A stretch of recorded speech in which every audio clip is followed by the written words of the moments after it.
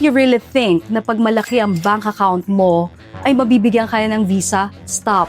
Mali yung isip na yon. This is one of the 7 myths that Filipinos still believe about the visa. So today, we are going to discuss about these 7 myths and stay tuned hanggang dulo because malalaman ninyo lahat ng mga myths na dapat hindi nyo gawin sa pag-a-apply ng visa ninyo.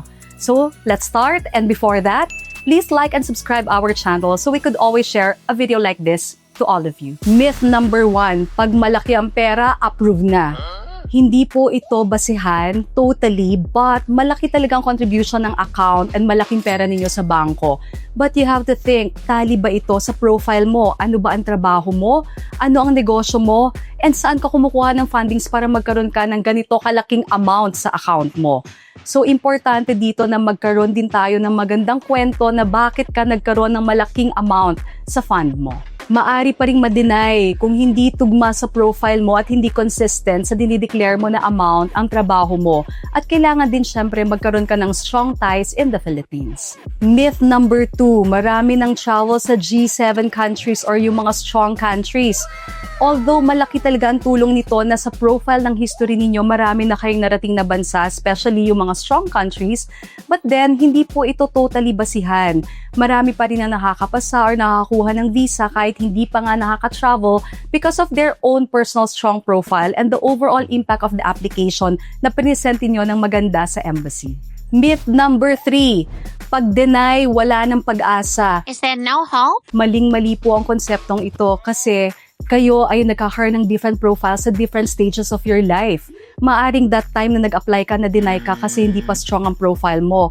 But when you try again, maaring susunod ay makakuha ka ng visa. So please keep on trying and please make sure that all documents are intact and naaayon ito at nakabase sa totoong profile ninyo. Myth number 4, mas maraming documents, mas malaki ang chance ma-approve. Ang documents ay hindi lahat applicable na pinapakita. Like sa US Embassy, you don't even show your document. So, hindi ibig sabihin na napakakapal ng dokumento no ay approve na ang visa mo. Ito po ay dapat tali pa rin sa lahat ng profile ninyo at maayos and lahat ay intact at lahat pa rin. Lagi kong sinasabi, dapat tali lahat.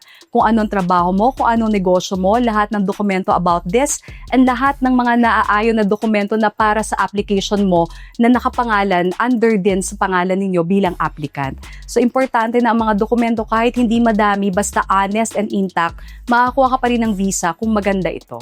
Myth number 5, i-memorize ko na lang lahat ng sasabihin ko sa interview sa consul.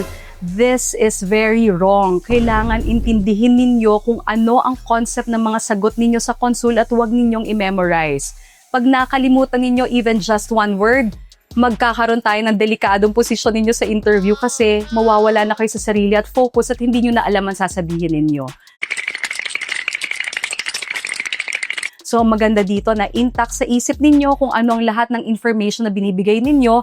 And of course, dahil sariling profile nyo naman yan, alam ninyo paano nyo i-present at gawin ang lahat ng mga isasagot sa interview during na nasa embassy na kayo for interview. Myth number 6, may kamag-anak ako sa abroad. So sure na, jackpot na, kailangan na makapag-apply ako ng visa para makapasa ako through my sponsor ng mga kamag-anak abroad.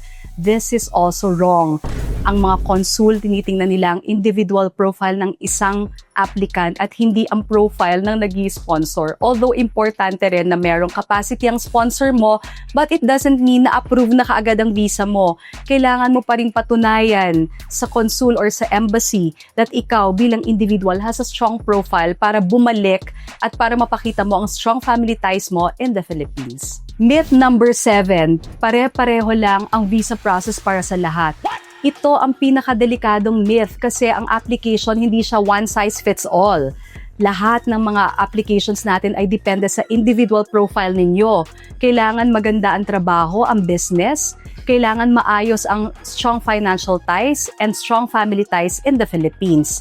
So pag sinabi mo, nabalitaan mo na si kumare ko nga nakakuha ng visa, hindi ibig sabihin na ikaw rin makakakuha kung hindi naman maayos ang iyong mga documents. Kaya wag mong ikumpara ang visa application mo sa iba. And so if you believe one of these myths before watching the video, okay lang yon, normal lang yon. Ang importante ngayon, alam nyo na ang dapat ninyong i-unlearn about these myths. Visa approval doesn't come from luck. It comes from your preparation and the clarity of your application. So, kung ayaw ninyong mapahamak at ayaw ninyong ma-deny, iwasan natin ang lahat ng hearsay na to and subscribe to our channel for the videos that will help how to learn the visa application. You can check out our videos and try to watch it para matuto pa rin tayo at ma-share natin sa lahat ang mga procedures para sa visa application. So, that's it, Wanderers. Next time again. Bye!